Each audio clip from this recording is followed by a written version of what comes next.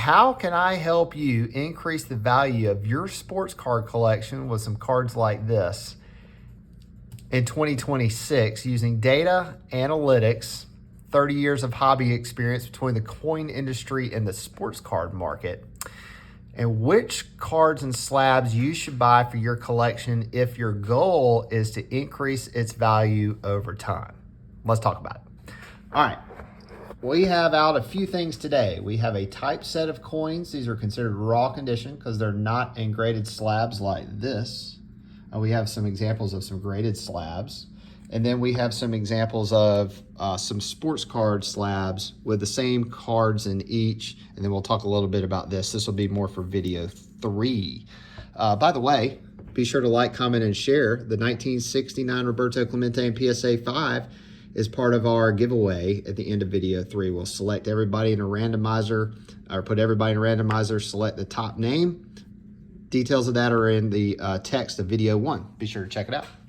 All right, so we'll take like a Morgan dollar right here in this type set. Let's say this was a 1879S. That would be raw condition. Similar to when we were kids, we would have a binder and we would drop cards, sports cards into binders, and the corners would get all torn up and we would trade them and all that. So this is considered raw condition. And then you have more mint state MS. Coins are graded on a scale of 1 to 70, and sports cards are graded on a scale of 1 to 10.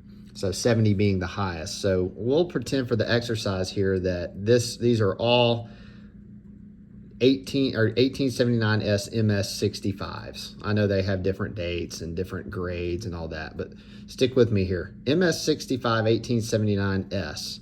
So we can take that same coin in an NGC slab, and a recent couple sales of that would be what?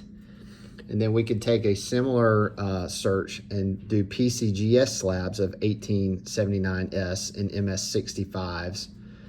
And that might be Y. We have X, we have Y, we have Z over here with raw coins. We know which one is valued the most.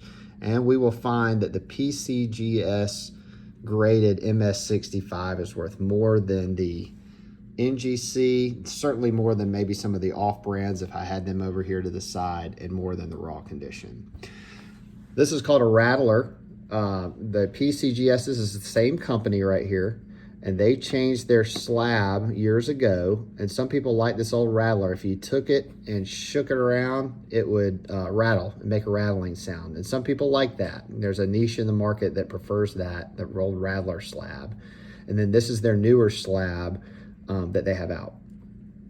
Some people like brilliant uncirculated, sort of a white coloring. Some people like toned coloring, and we see a lot of similarities there in the sports card market where you have centering can be a key. So you can have a PSA 5 on a card that is very centered, but the corners are a little fuzzy.